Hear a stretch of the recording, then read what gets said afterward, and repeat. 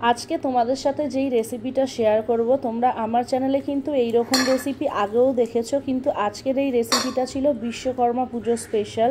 তো বিশ্বকর্মা পুজো special mutton বানানোর জন্য কিন্তু সায়ন আমাকে বাজার থেকে খুব ভালো একটা ফ্রেশ মাটন 1.5 কেজি এনে দিয়েছিল। হ্যাঁ, এখানে 1.5 কেজি মাংস ছিল, আর 1.5 কেজি মাংসর জন্য কিন্তু আমি এখানে নিয়ে নিয়েছিলাম 500 গ্রাম মতন পেঁয়াজ, 100 গ্রাম মতন আদা, আর 2 কোয়া বড় বড় রসুন, আর লঙ্কা তো তোমরা নিজেরা যেরকম ঝাল খাও সেই অনুযায়ী, আর নুন, হলুদ, জিরের গুঁড়ো, আর যেগুলো মশলা তোমরা ডাস্ট মশলা ব্যবহার করতে চাও সেগুলো। আমি এখানে এই কটাই ব্যবহার করেছিলাম, নুন, হলুদ আর জিরের গুঁড়ো, আর তেজপাতাটাও এখানে দিয়ে দিয়েছিলাম, আর দিয়ে দিয়েছিলাম 2টো মিডিয়াম সাইজের টমেটো, আর প্রয়োজন মতন সর্ষের তেল।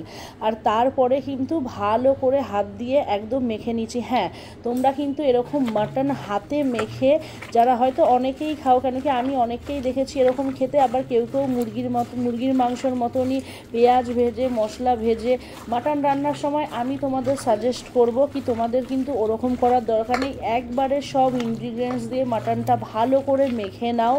তারপরে কিন্তু মাটনটাকে তোমরা যতক্ষণ ইচ্ছা রেস্টে রাখো, একটুখানি মিনিমাম আধ ঘন্টা রাখার চেষ্টা করবে, 1 ঘন্টা 2 ঘন্টা ওরকম হলে তো অনেক ভালো হবে। তারপর রেস্টে রেখে রান্না করবে, দেখবে অসাধারণ হবে খেতে, আর এতে করে কষ্টটাও কম হয়। আর এখানে আলুও কিন্তু নুন হলুদ দিয়ে মেখে আমি বড় বড় সাইজের যেহেতু আলু দেব মাটনে, সেই জন্য রেখে দিয়েছিলাম। প্রত্যেকটা জিনিসই কিন্তু ম্যারিনেট করে যখন রান্না করি তখন কিন্তু সময়টাও কম লাগে, জাস্ট নাড়তে হয়, আর কিন্তু টেস্টটাও কিন্তু একটা অন্য টাইপের একটা হয়। তো কী করে বলবো, বলতে বলতে এখনই জিভে জল চলে আসছে। যদিও আমি কালকেই মাটন খেয়েছি, আজকে আর আমার মাটন খাওয়ার ইচ্ছা নেই। তো কড়াইয়ের মধ্যে আবার অল্প একটু তেল দিয়ে, যেহেতু ম্যারিনেশনের টাইমেই তেলটা দিয়ে দিয়েছি, আর মাংসতে অনেকটা চর্বি ছিল, তো ভালো করে আলুগুলো কিন্তু লাল লাল করে ভেজে নিয়েছি। আর যদিও এখানে একটা আলু একটু বেশি ভাজা হয়ে গেছে, তো যাই হোক, কিছু করার নেই, সব কিছু কাজ করে করতে গিয়ে একটুখানি 19-20 হয়, কিন্তু টেস্ট কিন্তু তোমরা রান্না দেখলেই বুঝবে যারা রান্না করতে জানো। তারপর আলু ভেজে তুলে নেওয়ার পর সেই তেলের মধ্যেই কিন্তু ম্যারিনেশন করা মাংসটা কিন্তু দিয়ে দিয়েছিলাম, ব্যাস আর কোনো কাজ নেই। এবার মাংসটা দিয়ে দিয়েছিলাম প্রথমে একটু হাই ফ্লেমে, এই যে এখন নাড়ছি এটা কিন্তু হাই ফ্লেমেই নেড়েছি, আর হাই ফ্লেমে নাড়াচাড়া করার পর তারপর কিন্তু তোমার যদি মনে হয় তুমি গ্যাসের একটা মিডিয়ামও করে রাখতে পারো, আর ঢাকাও দিয়ে রাখতে পারো, খালি কষাতে হবে। হ্যাঁ, আমি অনেকক্ষণ টাইম ধরে মাংসটা কষিয়েছি, একদম দুপুরে খাওয়ার আগে অবধি পর্যন্ত মাংসটা আমি জালের জন্য চাপিয়ে রেখে দিয়েছিলাম। আমি মাটন ওরকম করেই রান্না করি, অনেকক্ষণ জাল দিই, তাতে টেস্ট ভালো হয়।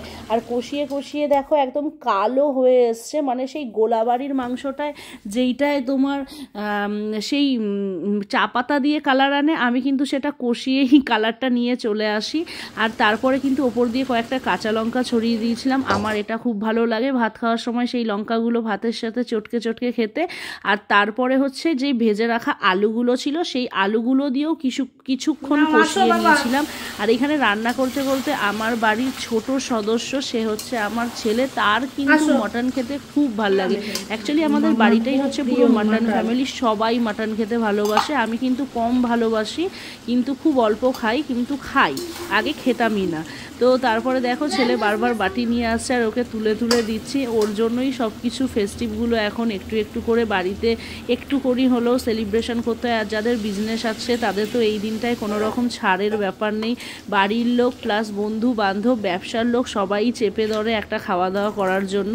তো সেই উপলক্ষেই আমাদেরও এইটুখানি করতে হয়েছে।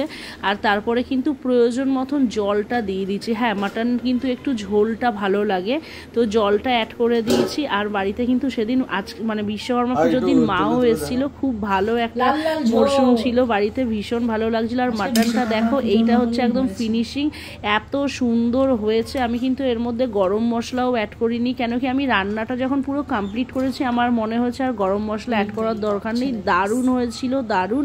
আর এখানে আমি তারপর একদম রান্না হওয়ার সাথে সাথেই প্রথমে আমার ছেলেকে দিয়ে দিই। ও কিন্তু প্রচণ্ড অল্প খায়, কিন্তু খুব ভালো জিনিসগুলো খেতে পছন্দ করে, আর খুব অল্প অল্প প্রত্যেকটা জিনিসই খায়। ও যে প্রচুর ভালো খায় অনেক খায় তাই না, খুব অল্প খায় কিন্তু ভালো খায়। ভিডিওটা কেমন লাগলো অবশ্যই